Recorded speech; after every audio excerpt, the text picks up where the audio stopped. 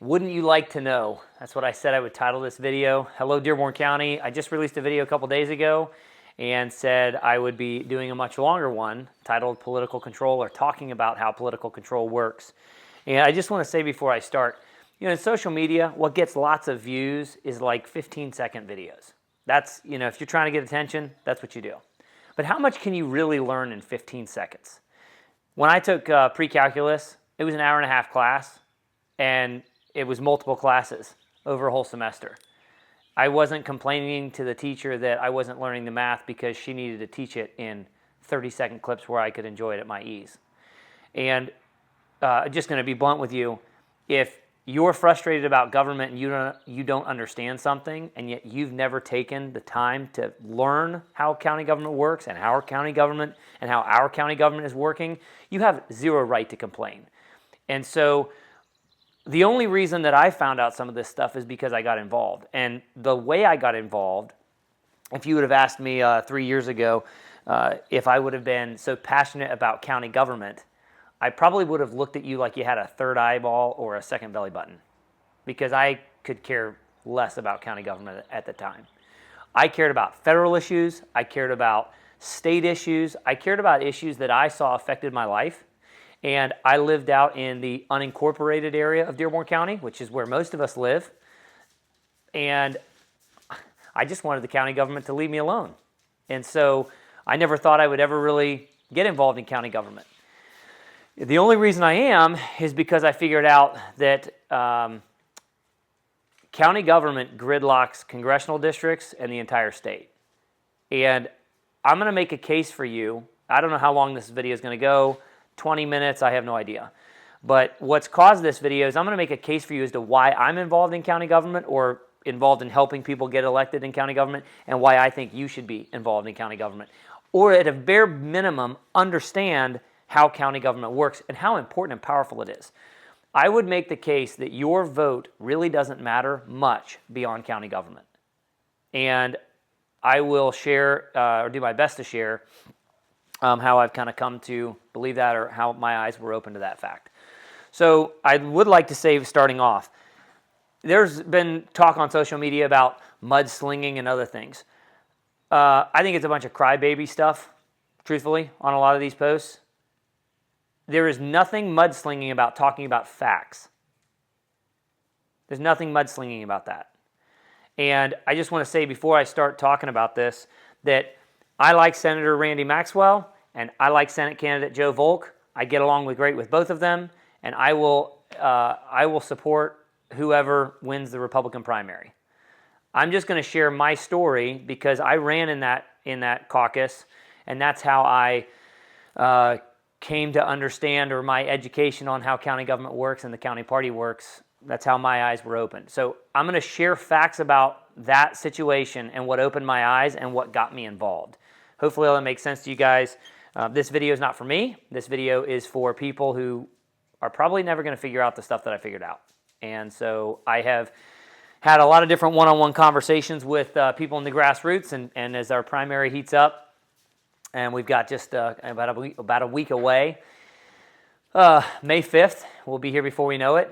And as I've shared things that I learned and what happened in that caucus, and what has happened in county government that I've observed since then, people have said, Sam, you got to do a video, but you got to do it in like 30 seconds. I'm like, but it's not a 30-second problem, okay? And so if you have made it this far in the video, kudos to you because you're still watching, and I'll do the best. This video is meant to be thorough, not short, okay? So there's a couple things I want to put down here. As I talk, there's a couple words I want you to understand. Number one, a caucus is what we call, hold on.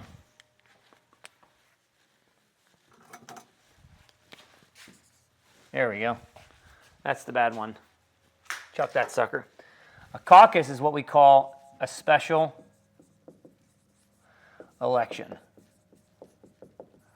Okay? And GOP chair is for the Republican Party. That basically equals the head of the Republican Party, or think of that person as the coach. Not sure how well you guys can see that. But That's how that works. And we're going to go through a couple different things. So I first got involved with grassroots politics here in Dearborn County when I ran in a Senate election in September. It was a caucus. It was a special election. And the first thing I did was I started to find people who wanted to run for precinct committeemen. And that's the entry-level way. It's basically the way the grassroots can control the Republican Party. Here in the state of Indiana, the party is controlled at a local level, and then the further downstream you go, they lose less and less control unless people forfeit that control at a local level. So if I was calling you and I was trying to get you involved in the Republican Party, my phone call probably started out kind of like this. It would have been something like, hey, if there was a way for you to control the government from the comfort of your own home, and it didn't take a lot of your time, it was pretty easy to do, would you want to know about it? The answer is, duh, yeah. And so I went on to explain how the party worked. I've done videos on that before. And the other thing I would have said was I ran for, I've said this to other people, and that's how I've gotten folks involved. I said I ran for a Senate election in 2023, and I put in about 70 man-hours in less than 2 weeks, lost 20 pounds, almost lost my voice. My wife was 38 weeks pregnant with our daughter Stephanie, and I had 18-month-old twins at home. And I had to file financial disclosures just to get on the ballot, to get access to special information from the state Republican Party that proved nobody did anything illegal, but 6 people decided who the senator was going to be to represent 131,000 people over 5.5 counties. And 5 of those people live in our county, in Dearborn County, and are running Dearborn County. And the only reason that they have that kind of power and control is because people aren't involved in the local government and local party. And then I would go on to explain how that worked, how the party works, etc. So, and I did a 45-minute podcast 2 years ago explaining that. You can go back and look at that one. It's called Time with Uncle Sam from March 1st of 2024. I explained how all that worked. And so most people don't get involved like I did to figure that out. And it was only by running and losing that I figured out how that all kind of came together. And so when I ran, there were a couple things that happened. First of all, I did some work for a customer. I love America. I grew up in a foreign country. My parents were missionaries internationally. My dad and mom worked behind the Iron Curtain during Reagan's presidency. They left Eastern Europe before the wall came down, moved to England for my dad to finish his PhD program. And that's where I was born. And so I'm a U.S. citizen by birth, but I have a birth certificate from the U.S. Embassy in London, born abroad, U.S. citizen by birth. So don't have citizenship anywhere else, never had citizenship anywhere else. I am a U.S. born citizen, and that's all I've ever been and all I ever plan to be. So when I was 3, my parents, after the wall came down in 95, 96, my parents moved to a small little town outside of Budapest, Hungary, where we lived for 5 years. And then after that, my parents moved here to Southeast Indiana, Dearborn County, for my dad and mom to work for, my dad to work for a nonprofit over in Northern Kentucky. And so I have not been, I'm not Hoosier bred, but I've been Hoosier fed and finished for sure. And so growing up, had that immigrant mindset, loved America, deeply patriotic. And my mom comes from a dairy farm in Illinois, and my dad comes from a small town. His dad was a small business owner in a small town in Minnesota. So blue collar, normal, middle class, just normal Americans. And I was raised that way, to be a hardworking American, biblical values, conservative, etc. And love America. Thought about getting involved. Thought about going to the military. Just a desire to give back. Obama was president at the time. My dad kind of talked me out of going to the military. Just always thought of, the republic just doesn't last forever. When Benjamin Franklin exited the Constitution Hall, as they call it, and there was an older lady, it said, "Sir, what have you given us?" And his reply was, "A republic, ma'am, if you can keep it." There's a book out there by Eric Matexas talking about, it's titled, "If You Can Keep It." And it talks about, I read it 5-6 years ago, it talks about the importance of the next generation picking up the responsibility to keep freedom. And it is a chore. It's just like your personal health. It's just like success. It's rented. It's not owned. And that rent is due every single day. You can't just become in shape and then not work out anymore and stay in shape the rest of your life. It's something that has to be continuous. If you want to stay free, you have to continue to do the things to steward government to where we as a people stay free. And I guess one of the reasons why I'm more passionate than the average person, or I care more than the average person, is probably because I'm more afraid than the average person.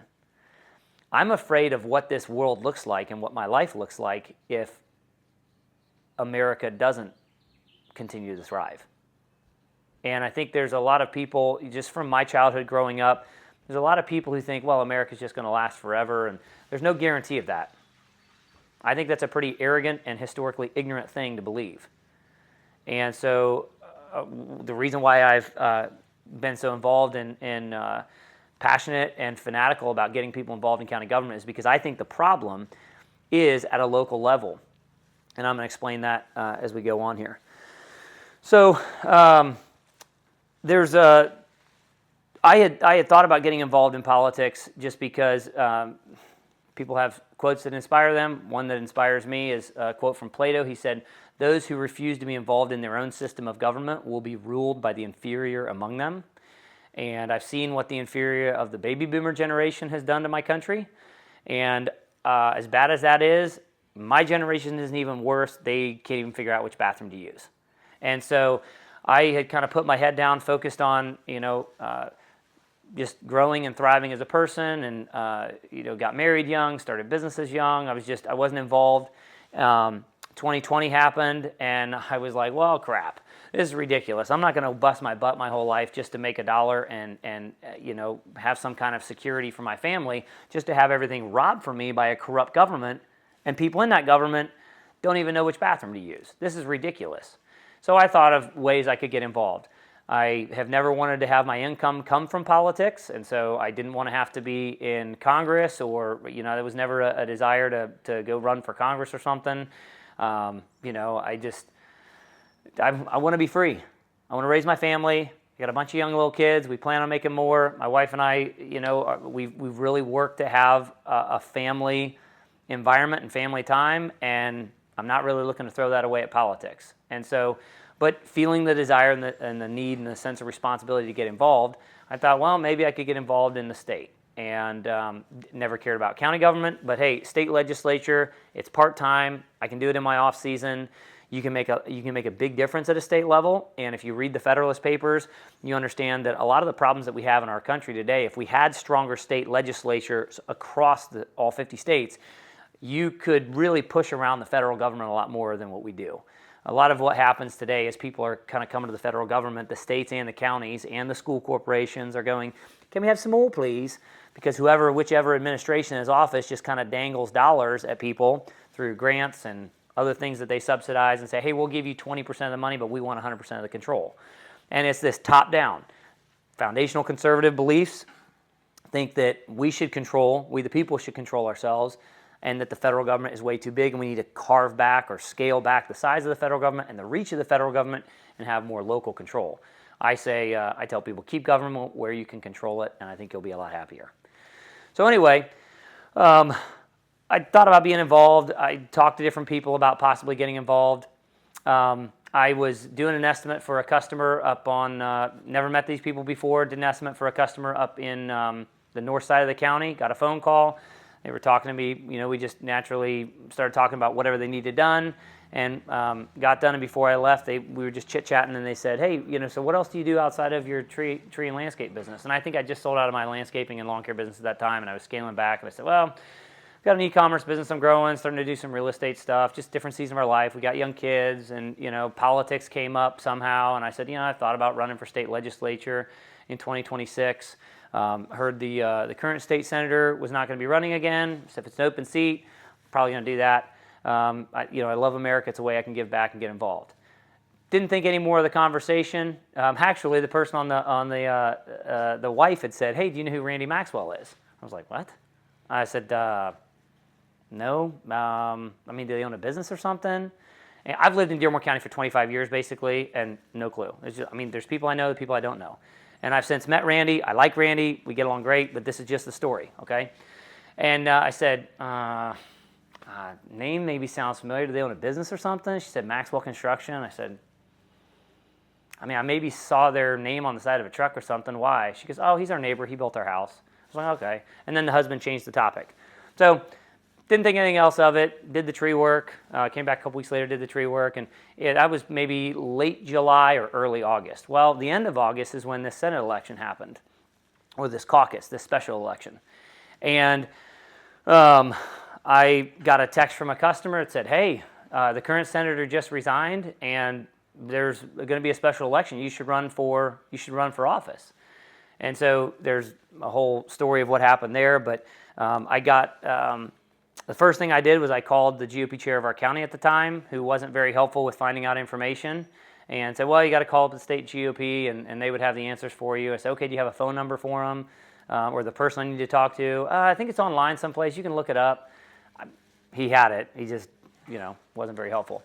And so go through all the channels, find the GOP chair's number, whoever was involved in helping with that caucus up at the state, found out the information, and I started calling other connections that I had. And there was somebody that I had met that was, at the time, had been a senator for 17 years. That was another part of Indiana, and I called him and asked him. I said, hey, I think this is what's going on. This is a caucus. I don't even know what a caucus is. Can you explain what's going on? And this person had told me that he had been a senator for 17 years, and a significant number of the state legislature wins their first election via caucus. It's actually pretty common. And he also said that if there was a 40% voter turnout to the special election, the caucus, that was a really good turnout. And he said, Sam, I've seen people get elected into the state legislature with as few as the teens coming out to vote for them. Because how it works is you have to get 50% plus one of whoever shows up to the caucus. And the caucus is precinct committeemen. Those are the people who get to vote. So anyway, I told him, I said, I think the election's in like 10 days or 11 days or something. He goes, what? You might want to check those numbers. It's really rare they do a caucus that short. Like, that's the shortest period of time somebody can do a caucus. We're not even in session. I don't know what the rush would be. So come to find out, that's it. Get involved. I signed up the next day on Friday, called the GOP chair, and because his name was on the list, and I said, hey, my name's I just wanted to call and let you know I got signed up, saw you're one of the people eligible to vote, wanted to know if you would be willing to meet with me, hear why I'm running, and if I could answer some questions and possibly earn your vote. And he said, no, Sam, I don't think so. See what happened was we all got together the other night, and of course we had a caucus. Our clerk resigned, and we had to caucus a new clerk in, and we pretty much all decided that Randy, he's going to be the one that gets it, and that's how it's going to go. And so I've done enough in sales to where when you hear a hard no, you just hang up the phone, be polite to the person, hang the phone up, and call the next person. So here's how the district works. You've got Dearborn up here, Ohio County, Switzerland County, Jefferson County, Scott County, and the bottom third of Jennings. So the district looks like this. And on the information that I got from the state GOP, 45 of the votes, Dearborn County has 45 precinct committeemen. Ohio County has 11, Switzerland County has 13, Jefferson County has 22, Scott County has 15, and the bottom half of Jennings had like 9. Okay, so there's like 112, 114, whatever that is. And I remember thinking, how in the world? You're the GOP chair for up here. You have 45 votes. You don't have enough to decide because you all had a caucus and replaced your clerk, so all of your 45 people got together? And never really thought anything else of it, just thought, that's ridiculous. I'll just call all these other people, and I'll work my butt off, and we'll see what happens. So I come to find out that, let me back up here. The GOP, you've got precinct committeemen. You live in a voter precinct. There's 45 precincts in Dearborn County, okay? Your precinct committeemen all get together every 4 years. They elect what's called a GOP chair. That basically means they're the coach of the Republican Party for your county. The chair and the vice chair, they had head coach, get together and they elect a district chair and a district vice chair, and then they get together and they elect the GOP chair of the state. Okay, so everything's controlled right here.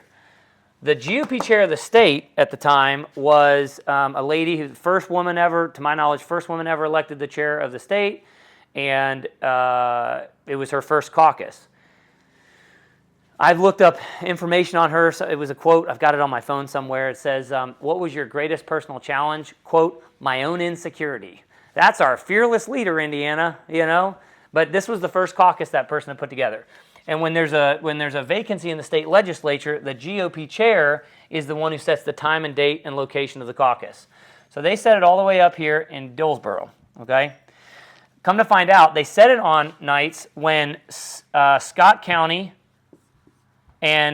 which ended up having one person show up to vote, and Jennings County, which ended up having 8 people show up and vote, 8 or 9, I think it was 8.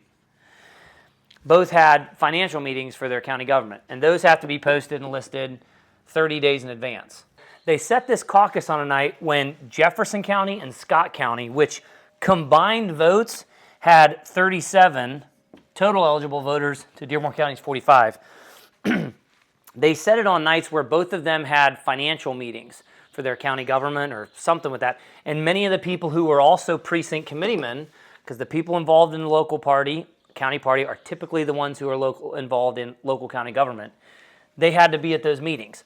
So they stuck it up here on a night when most of these other people couldn't make it. So out of 37 votes, 9 people showed up. And the other thing is they did, according to the GOP rules, the shortest amount of time that you can set a caucus is 10 days from the date that the certified letters go out to these precinct committeemen. So they sent these certified letters out at like noon or something on Friday. I signed up later in the afternoon. I think it was sometime around noon when they sent the letters out. And then it was a holiday weekend, so the post office didn't deliver stuff until Tuesday or Wednesday of the next week. So you took a race that was down here, and most of these other counties didn't even, when I was calling around to these counties, most of these people, they didn't even have any clue that anybody had resigned or that there was going to be a caucus or when and where it was going to be. Nobody had any clue. Or at least the people I talked to. About 70% of the people never even answered the phone. And I don't know if it's because it's a random number or what, but I called people multiple times. I think there were 2 numbers that weren't listed with the GOP, etc. So they held the caucus all the way up here in Dillsboro. And then typically what they do is you can go follow the State Republican Party Facebook page. And when there's a caucus, a lot of times they'll live stream a caucus. The night of the caucus, I didn't see any video cameras anywhere. And when I think Joe Volk had talked to me after the caucus and said, hey, how'd you like the fact that they didn't video that? So, well, what do you mean? He said, well, yeah, they're supposed to video those. They typically do. And they said, oh, the internet's not working. I thought, to make matters worse, I was working with some guys a couple years previously to that, and one of the young guys, I overheard him talking to one of his coworkers, and he said, yeah, I used to work for that town, and he's like during a summer right out of high school or something, and he said, on rain days, I just go over behind, he said the name of where the same place where the caucus was held. He said, I used to go over behind that building and watch porn on my phone for like an hour and a half. I'm like, okay, so the internet's good enough for a city employee to watch porn on his phone for an hour and a half while the taxpayers are paying him to be on the clock, but we don't have good enough internet to live stream a Senate election. Right, okay, I believe that. So anyway, that's what happens. So the election happens. Oh, and the other thing is, so these precinct committeemen have what's called a VPC, and that's their vice precinct committeeman. They get to appoint somebody for them. If they don't appoint a vice chair for themselves, then the GOP chair can just appoint anybody from the whole county. So some of these people, and if the vice chair is basically able to vote for you if you're not able to attend something. And when those people change, it's called a proxy. They fill out a form, sign it, say, yes, I authorize my vice chair to be able to vote for me. So we get emailed lists of, hey, this person's not voting. They actually said their vice chair was going to vote for them, so here's their contact information. That's the information I got from the state GOP. And my wife and I looked at the list of everybody who ended up voting or was eligible to vote or whatnot. And this is not illegal. We live in a small town. It's natural that people are connected. But over 25% of the people who voted in that caucus, or over 25% of the voter bloc required to get Randy elected, best we could tell from people's names, looking them up on Facebook, who they were related to, who they worked for, was either related to or worked for Randy, over 25% of the voter bloc. And what I found out later through running was that the majority of the precinct committeemen, so 50% plus one to be able to decide who the chair is, and the chair is the one who's able to appoint if there's a vacancy, over 50% didn't even live in their own precinct, which means that they were appointed. If you read the GOP rules state that if you're appointed, you, quote, serve at the pleasure of the chair, unquote. And they can remove you whenever they want, for whatever reason. So once you're in charge, if somebody's not involved in signing up for a precinct committeeman and getting elected in your own precinct, somebody can be appointed for just anybody from anywhere. There was somebody up here, they voted for the people all the way in Dillsboro.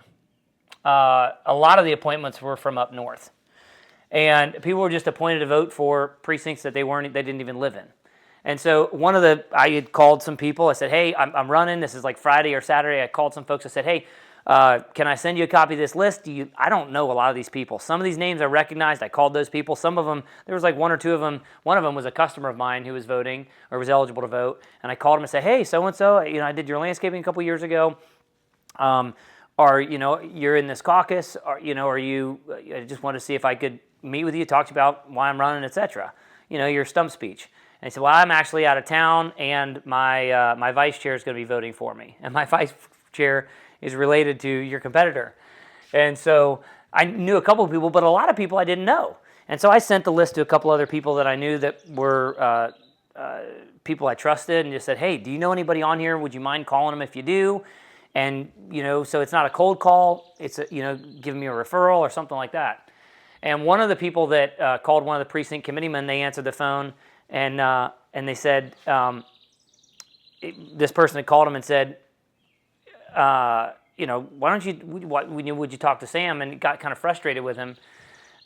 Said, no, I've already been told who to vote for, was what was said. And it's just kind of goofy how that works. So anyway, I come to find out after the election, my daughter was born like a week and a half later, so we're in newbie phase, newborn phase, etc. And then I saw some other caucuses going on. I started to understand the connections that people have in county government, and I started paying attention to the county party. And when I looked at that, I said, somebody needs to go find people to actually sign up and run for their own precinct and be elected in their own precinct. Because this is ridiculous that just a small handful of people can do that. When you've got, and that's the exact thing. I pulled 5 votes from Dearborn County. Joe Volk pulled 0 votes from Dearborn County. And Randy Maxwell got 40 votes from Dearborn County, is what we figured out. There was a 71% voter turnout to that caucus, of which I'm very proud. And it was exactly 80 people who showed up to that caucus. Half of that is 40. And if it's a tie-breaking vote, the GOP chair gets to cast the tie-breaking vote. Well, the GOP chair was the one that put the time and location up here on the night when these 2 other counties could do that. And somebody else who was connected, I got a phone call the Saturday after I signed up and said, I've been working with so-and-so for quite some time, getting him ready for this. And so that's why I say, there were 6 people who decided who the senator was going to be. Because that's how you need the state GOP chair and then the 5 people in Dearborn County government that kind of helped set that up. And they controlled the party. And if you get your 40 votes, well, you literally had enough to make sure and see how that worked. Now, he ended up getting more votes than that, but the bare minimum, that's the imbalance. Again, this isn't about either of the Senate candidates. This is about you understanding how important the party is. This is when I understood how the caucus worked, and I've talked to people in their 80s I talked to one guy after the fact, and I started talking to him because I was trying to find people to run for precinct committeemen and get involved in local government and get involved in the local party. I said, I told him what was happening and what was going on, and I explained this to him. He said, Sam, I've been paying attention to county government for 50 years, and I have been frustrated the whole time. I always felt like there was some magical wand. They just think it was like an undertow. Things always seem to go their way. And so knowing all that, let me explain some things that have happened since then and tie it to today. Let's see here. So, that's not going to work. So caucuses happen at a state level, but they also happen at a county level. And one of the other things connections I've made since then, I've talked to a retired state legislator, and he said that 40 to 50, this was 2023 or 24 when I was working on this project to get people to sign up for precinct committeemen. They told me that 40 to 50% of the state legislature at the time, this is a couple years ago, had won their first election via caucus. And then once you're in, you're the incumbent when you run again. So if somebody runs against you, well, you've got the advantage of being the incumbent, okay? And so here's how many things that have happened. Those precinct committeemen in the May 2024 primary election, the three sitting, here's how county government works. Sorry, let me do this. So we're going to talk about political control here. And county government you've got your courts or your judicial system. You've got your law enforcement, call that your sheriff. You've got your commissioner board, and then you've got your council. Okay? Let's not even talk about this. That's a whole other thing. There's one person sheriff. That's kind of the Mac Daddy of the county. There's three commissioners. Okay? There's three different, the whole county gets to vote on them, but there's three different districts. You have to live in that council, that district. And then there are 7 people on council. 3 are at large, and then you've got 1, 2, 3, 4 that are by district, okay? The at-large seats were voted on in 2024. The by-district seats are up for election here in 2026.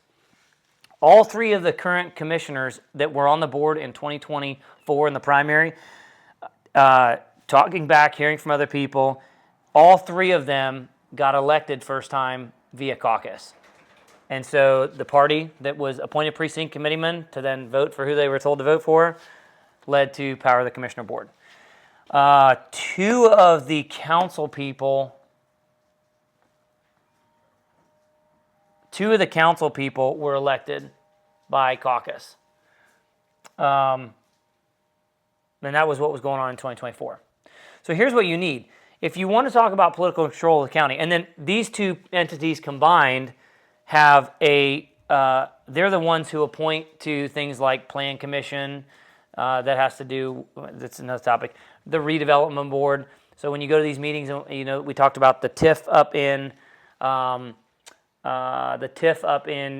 Bright, or the TIF out in Dillsboro, or the Carr Road development up on the north side. That went before the plan commission. The other 2 before the redevelopment board.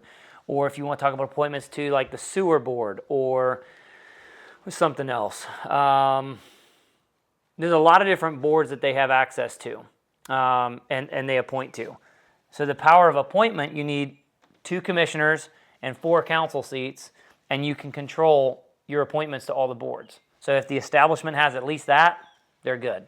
So you can have a lame duck commissioner and 3 lame duck council people. You've got to have 4 council votes and 2 commissioners, and you can control the tax levy of the county, and you control your boards, and you control the spending of the county and the budgets and control of boards. And they get appointments to both of those. So when there's an issue that comes up, or like the solar farm, the commercial solar that's potentially going in, you go, or I go to the government, and a lot of times we're looking at a board. People go, well, these people aren't elected. Well, they were voted in or appointed by a vote of a majority vote on these boards of either council or commissioners, and those people are elected. And so that's what this primary is about, and that's why it's so important. Now, if somebody or a special interest group of people are appointing majority appointments, or they get enough people on there, and then they all come out and name endorse to get their 3rd or their 4th vote to get control of the board, the commissioner board or the council, then you have control of all the other boards by default. So when you go and you talk to somebody at a plan commission, or you talk to somebody on the sewer board or somebody else, they have a boss. that hired them. If you didn't vote directly for them, you voted for somebody who then voted for them. There's a ripple effect. And so breaking these things up and breaking up the power that the party had just to appoint, instead of the people voting for people in their own precinct to represent them, the party was just appointing somebody for you from somewhere to vote for you. So let me see here. We talk about some of these issues that are going on. So yeah, all right, so here's the deal.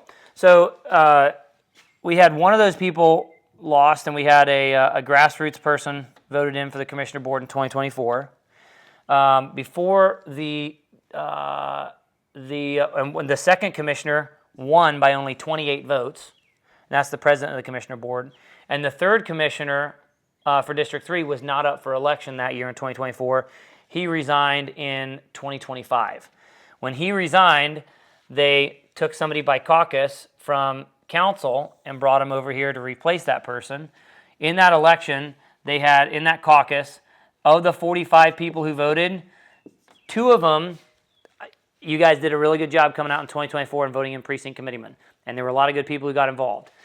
2 of them were appointed, though, out of the 45, because one they kicked off the ballot. They've been doing that a lot. And the second one was somebody who didn't sign up last minute, do some health challenges or something. They had to vote twice to get this person in, and the second time they voted, that current person got exactly 23 votes, which is exactly the bare minimum number, 50% plus 1, to get into that seat. And now they're running for re-election, but we didn't vote for them. When that happened, there was a vacancy here, and then there were 13 people. Because this is voted on by the whole county, all the precinct committeemen get to go. This one was a district seat. It was only District 3 for the council seat, and there were 13 people eligible to vote in that. Five of those people currently had income coming from the county, were county employees, and the 6th person was recently retired from the county. And so then they were able to take their person and put him there. Once that person got into there, one of the first things that at their first council meeting, they put this person directly onto the redevelopment board. So if you remember back in just December, just a few short months ago, people were talking about the TIF out in Dillsboro and that potentially going through. There's a lot of concerns that was going to be used, or that Link 101 was going to come back and be tying into there some direction. You can go back and watch videos on that. They voted twice. They voted the first time to just extend the meeting for a little bit longer, and then the second time that they voted, this person who who's currently running for re-election voted against it. I think it was under a lot of public pressure. You can see it was a full meeting room down there, and even the head of the plan commission looked shocked that had been voted that way, and so it got stopped. So people were coming out, they're dealing with these other boards down here, but they don't realize that these boards are put in up here by whoever's on that. And I was at that council meeting when this person got appointed. They had somebody else that had applied, if you will, to be appointed to redevelopment board. They never even considered it. They just shoved that person through. It was the first thing. It was boom, boom. You can go back and watch that council meeting. It would have been from the council meeting from March or April of 2025. You can look at that as the first appointment. So now you come down to issues like commercial solar coming into Dearborn County, etc. And for all the people talking about property rights, we have zoning and redevelopment and plan commission and these other boards to protect property rights. I don't know how many people in Greendale want a hog farm going in right next to your house. You want to be able to say, no, that doesn't fit here. It affects my property and the ability for me to enjoy my property. So you zone stuff there residential. You put that other stuff further out in agricultural zones, right? Do people in Hidden Valley want 50 or 100 different windmills going up in their neighbor's backyard? It would probably ruin the nice-looking, it is nice-looking, but the lake effect, the nice-looking lake effect, and just the vibe of Hidden Valley is a really nice community. Well, there's zoning ordinances for that. That's what's going on out here. So yes, I am pro property rights, but property rights also include the ability to enjoy your property and not have what your neighbor does on your property affect what you do. So therefore zoning. And the battle there is one over a mixed use and can you do commercial industrial on ag.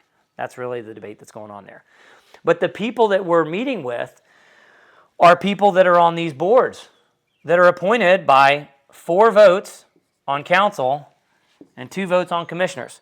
And right now, that's the bare minimum. There's what I would consider 4 establishment votes on council, and there's 2 establishment votes on the commissioner board. So that's what this primary is about. Again, I know this video is a little bit long-winded, but I want you to tie all that together. Here's my point in getting to you on this. If you don't show up and vote in this election,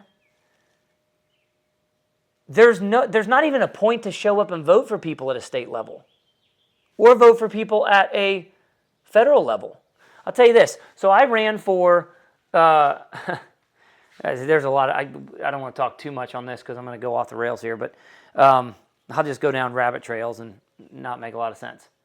So the party, going back to the party that controls it. If you control the party, you control the government, the majority party, whichever it is. If you're in Illinois, the one thing Illinois and California have in common with Indiana is we are a one-party state. We're not a two-party state. And all you people out there that complain about a two-party system, I'm with you. Our founders didn't want parties. I'm with you, okay? But what's worse than a two-party system is a one-party system. And that's what Indiana is. It's a 70% majority Republican state. Illinois, Colorado, California, they're one-party states. They just have a D by them instead of an R. So what matters in those states is who controls the party in that state, because that's ultimately, there's no serious contenders. They can do basically whatever they want. That's why you get so far left or so far right.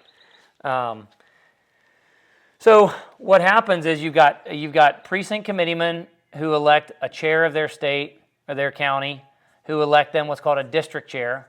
Our district chair, about a month after I ran for Senate, got arrested and charged by the FBI with like 35 or 37 different felonies. He's currently in jail. Okay? Then they had a replacement chair for that person. Then they get together and they elect the state chair. That's every 4 years. And so I ran for district chair. I ran for GOP chair, and then I also ran for district chair in 2025, in March of 2025. And when I filed, this is the whole congressional district. So I think there's like 18 and a half counties or 17 and a half counties, 18 total counties involved. So 36 total people. And they had the caucus, that election, at the Jackson County, I think it was the Jackson County Courthouse or one of the courthouses over there. And when you go, all the chairs and vice chairs, so the head coach and assistant coach, so to speak, from each county come together. Of the 36 eligible people to be there, there were 28 who showed up that day. And, you know, each person gets a chance to go up and speak. I spoke and somebody else spoke who was running for chair. Actually, they didn't. They had somebody else speak for him, but beside the point. We got 3 minutes. And so they announced me. I come up and I stand up there and I'm in this small courtroom and I look out and I see these 26 people or 28 people. And the first thing that hit my mind was, wow, this is the party line. When you ever heard the phrase toe the line? Somebody gets into Congress and they got to toe the line. And by the way, I'm not commenting one way or another on who our current congressional representative is. I don't know enough about them or their voting record to accurately give you an opinion one way or the other. I'm just talking about the way our government sets up here. But I remember sitting there and thinking, wow, this is what the party line is. The only thing that matters, these 28 people, this is who hires and who decides who's in Congress. Because as I looked out there and I got a chance to call those people the week prior campaigning, those people were county commissioners, presidents of county council, people who were previously state legislators. They were state reps were in that room, county clerks, county auditors, somebody who was married to somebody in county government, etc. And when I looked at that, I thought, you know what, if I decided I wanted to run for Congress, which I don't, okay, but let's say I decided I wanted to run for Congress, within half a day, 4 hours of me announcing, somebody would have got a call, and those people would have called and texted everybody else and said, hey, we've got a contender against our person. And there's no way, 17 and a half counties, so 38 total votes. There's no way Somebody could give me $500,000 or $1 million to run for Congress to support my campaign, and if they gave me that much money, I'd be owned by whoever bought me. That's just the way it works. There's no way I would be able to outbeat that grassroots organization, because that grassroots organization of whatever the current established grassroots, that organization, that GOP, they've got good connections, and they've got good connections in their county to get votes for whoever is their favored person. It's interesting, you're watching this for a couple years, these people that are in county government, everybody looks at this like this, where you got the feds up here, the states in the middle, and counties down here. The county government people get caucused into county government levels, like the process I just showed you, okay? Many of them are appointed. Oftentimes, they are significantly appointed, like majority. In fact, the county where our district chair just went to jail, he had over 50% in his county. More than that, big county down in, I think, Clark County. And over 50% of the PCs were controlled there. So, and he was the sheriff, retired sheriff. So once you have your sheriff, then you can caucus in 1 or 2 people over to commissioners, and then you control the commissioner boards there. And then you can control getting people in here to county government here. And by the way, if this is an open election and we got to beat somebody over here to get our 4th vote, well, you just have the sheriff and the prosecutor and the 2 other commissioners and somebody else. Everybody just comes out, the political machine, and backs that one person so that the collective group can make sure they have at least 4 votes on council. You understand political control? And then what happens from here is, most of the time, our previous state rep was caucused in to the state from council. Our current state rep, they had somebody sign up against him, or there was a contender that signed up against him, and the GOP chair at the time kicked that person off the ballot so that he was the only person who got in. And I like our current state rep, I'm just saying, but this is how he got in. This is the facts, okay? So once he's in, then the GOP, the state GOP will help, as long as you're, don't buck the system too much. They'll give you money and help support you to get reelected. So once you're in, you're in. Once you get to that level, our current congressional representative was in the state legislature and then moved up to there. And if somebody were to come in an outsider, even if they ran as a Republican, they're basically running as an independent, because that team of people that's running the party, that's the coaching staff, has way more grassroots connections to be able to help somebody get and win re-election. And that's political control. And so when you look at, if you're frustrated up here, think of it this way. Think of this as a stream, okay? If your water gets pumped from an aquifer, a pond down here, and comes all the way up here to your house, okay? And your sewage line from your house is dumping straight in the creek in the backyard, and your creek goes all the way down to here, back to the aquifer. People can complain about the problem down here in Washington, D.C. all you want. There's plenty to complain about on both sides of the aisle, okay? But the reality is, they all get there right from here, from county government. And the kind of people we have, if we have big business Republicans, or if we have fiscal conservative Republicans, if we have biblically morally grounded Republicans, or we have moderate Republicans, if we have pro-war Republicans, or if we want peace through strength, but we like peace, we don't want foreign wars, we don't want to be funding the industrial military complex. Depending on what kind of Republican you have in local government is going to automatically determine the same kind of people that make it eventually down the stream. And it's a correction course. It's a domino effect. So this local election, if you don't vote for the next 10 years, vote on May 5th. It is a generational election for Dearborn County. Because for the first time in a long, long time, if we can flip this seat, and if Jeff Cotton gets in to this commissioner seat, we'll have 2 commissioners that the people voted in. And this person was caucused in 2018. They ran for re-election in 2020. Nobody ran against them. They ran for election again in 2024. Somebody signed up against them, and didn't even really try. Okay, he told me later, he's like, man, I didn't even try. If I didn't know it was that close, I had to beat him. I didn't even really try. And it came within 28 votes. Council, there are there's three people currently on council that have been caucused in. And one council member is not running again. Oh, by the way, remember that person that I told you said when somebody called around for me and said, hey, would you take 5 minutes to talk on the phone with Sam? I would just give him 5 minutes. No, I've already been told who to vote for. That person is running for one of these seats, okay? Because they've been promised a spot. And they've voted the establishment line too. When you see it, you can't unsee it. So I know this is a long-winded video. Bottom line is this. County government and county party determines everything. If you're not happy at a state level, the question you should ask is, what do the people in my county government think about said issue?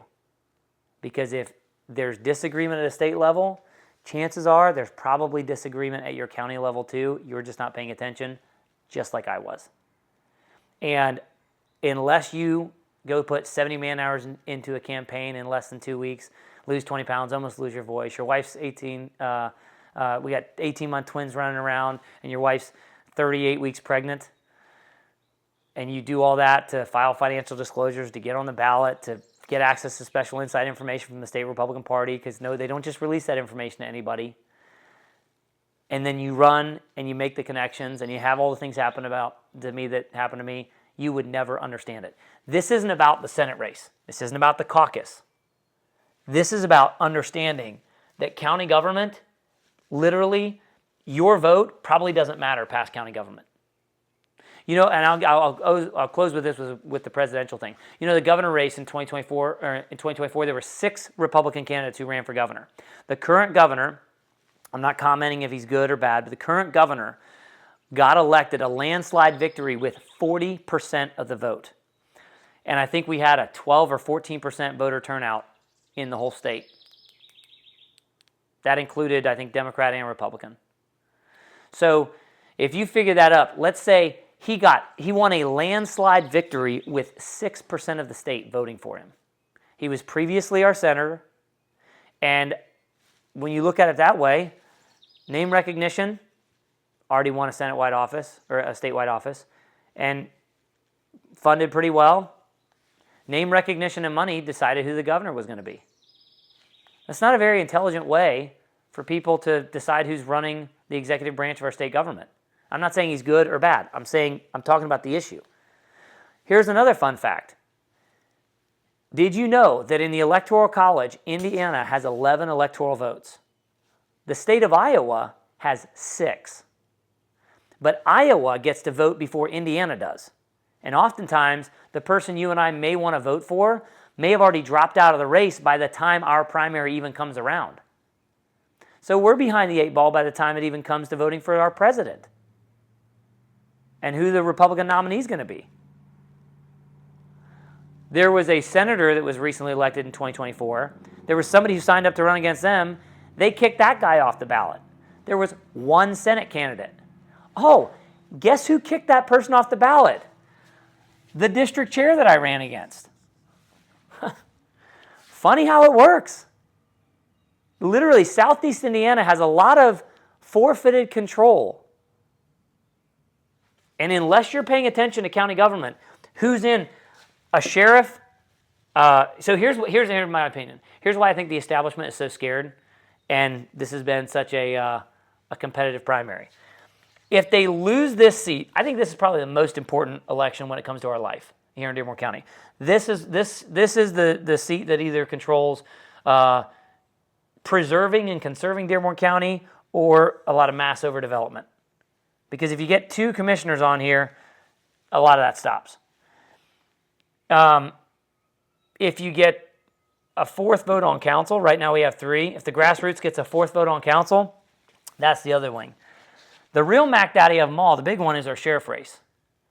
Because if you change out who the sheriff is and the grassroots sheriff, by the way, I'm endorsing Jason Wyatt for a lot of different reasons. I think he's the more qualified person, more experience, more leadership, more fiscally conservative. Just look at the way they run their campaigns. That gives you an idea how they're going to run county budget. But this office here is the ability to come out and endorse and help support, get people elected over here. You can go on social media on anybody of the establishment's pages and look at who all in past county government or current county government is all coming out and endorsing with such an exceptional community leader and person of integrity and all these nice things that may be true or not. I don't know. The point is, though, when you help get somebody else get elected, then they help you get elected. And it's how the county government gravy train of career politicians gets started. Then they move up to the state level. And I'm not just talking about Dearborn County. All the counties are like this, or at least a lot of them that I'm seeing are. And I've been watching this for about 3 years now. So political control, that's how it works, okay? Get involved, stay involved, pay attention to what's going on. Win or lose, you should stay involved. If we can create a county government where the special interest is gone and the ability to just put people places, we as a voter base go in and say, hey, you're not doing that anymore. We're going to elect people, okay? If that happens, much of these problems get fixed, much of them. And much of them that affect your life get fixed.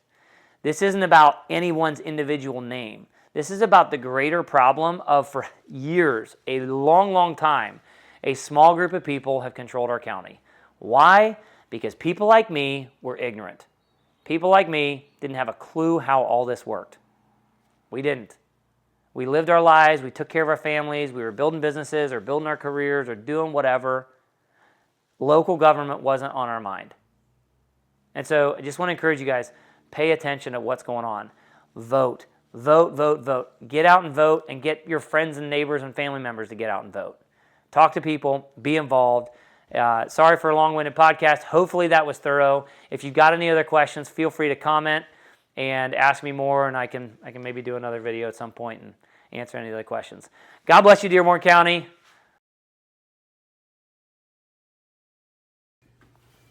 Oh, fun fact. So I forgot to say, remember that first conversation that I had when I was trimming those trees? I forgot to tell you that I'd come to find out that individual, nice people, wonderful people, had a great chance to talk with them. We agreed on a lot of issues. Come to find out, she was related to the senator and was a part of the Central Committee, which is the chair, vice chair, secretary, treasurer of the Republican Party from 2017 to 2021. It's interesting. I'm wondering if somebody made a phone call after that conversation and said, hey, you guys should probably do a caucus, because if not, you're going to have a competitor in 2026. Just thought it was really interesting that conveniently, a couple weeks later, that whole situation kicked off, and you had a Senate election on a holiday weekend, or previous to a holiday weekend, shortened that race up, planned it on a night when the two other biggest voting counties also had financial meetings, and then had it in an area that was 2 hours away from one end of the district to the other, and you conveniently didn't have the internet working to where you couldn't live stream that caucus. Just a fun fact. Just a fun fact. It was well played. Nothing wrong with that. There's something wrong with you and I not knowing how it works, and you and I not knowing how to compete in that. That's the problem. So God bless you, Dearborn County. Stay alert. Stay watching what's going on in county government. Get involved. Talk to you later. Bye.